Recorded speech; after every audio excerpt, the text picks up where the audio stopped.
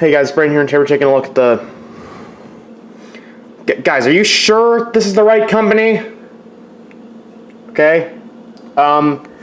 Yeah, the Schleich Oviraptor. I know, I'm just as surprised as you are. A Schleich figure that actually has a pretty decent covering of feathers. Yeah, so this guy, when I saw him amongst Schleich's 2018 lineup, I thought, oh, that actually looks pretty good. Then, like a lot of figures that I review on this channel, I decide whether to buy it based on other people's reviews of it. I saw some reviews on Dino Toy Blog, and they were mixed, but leaning towards the positive, like a lot of Schleich's 2018 figures. So I decided to go ahead and buy it, mainly just because I'd never seen this guy in stores personally. I'd seen some of the other 2018 models in stores, but never this guy. So I decided to go ahead and buy it for myself, and... Oh, okay. Yeah, that's one thing. For some reason, this guy suffers from balancing issues, which is really weird, considering he's in a tripod pose. Admittedly, and it's not a hugely distracting one. It's a lot more like the Carnegie Oviraptor's sort of halfway tripod pose. Speaking of which, I have the Carnegie Oviraptor right here, and they both are similar. They're somewhat the same size. The Carnegie one, I think, is a little bigger. But both are around the same size, and both are in this sort of feathered state that looks almost right, but then you notice there's something wrong. With Schleich's, it's a lot more... yeah, see, I keep knocking him over. It's a lot more noticeable, and I knocked the Oviraptor over. God damn. In that the feathers are attached to the wrist. They're not attached to the fingers, unfortunately. Schleich appears to have forgotten that detail.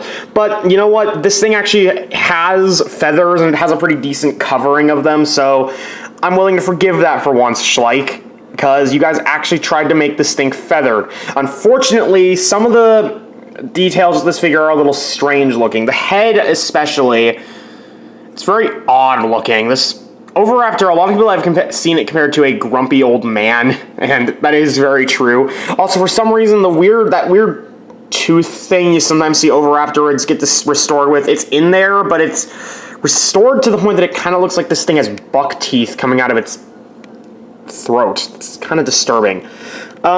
Colors-wise, it's a pretty drab figure overall, mostly just gray with this blue streak running down the back. And I didn't notice this until I put this figure in the light, but it has this weird, like, brown texturing on the tail here.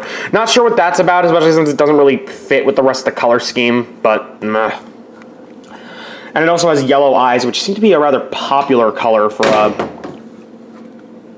Oviraptor figures, because the Carnegie Oviraptor also has yellow eyes, and the Safari Limited Anzu also has yellow eyes.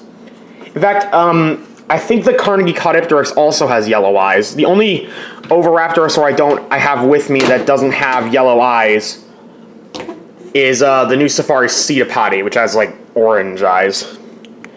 But that's another thing. I kind of feel like Schleich might have been trying to ride on Safari's coattails with this figure, because how convenient is it that Safari releases a new Oviraptor, the first one they've made in years, and then Schleich makes their first one? I don't know, it just seems a little unconvincing to me. I mean, obviously this could have just been a coincidence, and it probably was, considering everything, but I just found that a little odd.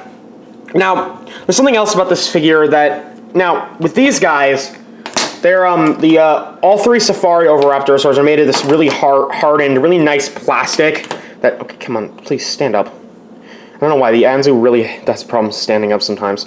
But they're all made of this, like, nice, harder plastic. Cetipati feels really sturdy.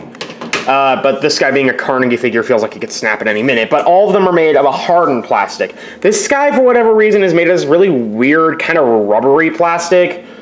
Very strange. I've never felt another Schleich figure that felt like... No, that's not entirely true, because the Schleich Allosaurus from 2016 sort of felt like this, but it was a lot sturdier, whereas this guy just kind of feels rubbery, and it's just wrong. Like, this plastic feels really bendable, which worries me, especially since the Schleich Dino Gorgon, the subject of my last review, was not bendable in the slightest, unless you tried really hard. So would I recommend this figure? To Oviraptor fans, you might want to keep a lookout on this guy. This guy's not the best on the market by any means, because Safari kind of has that market nailed with their two Oviraptorosaurs. But if you're interested in an Oviraptorosaur that's decent but not perfect, then this guy is... Well, no, if you're interested in like an Oviraptorosaur that's a little bit different, then this guy should probably... You might want to check this guy out. That was a really awkward outro, I'm sorry.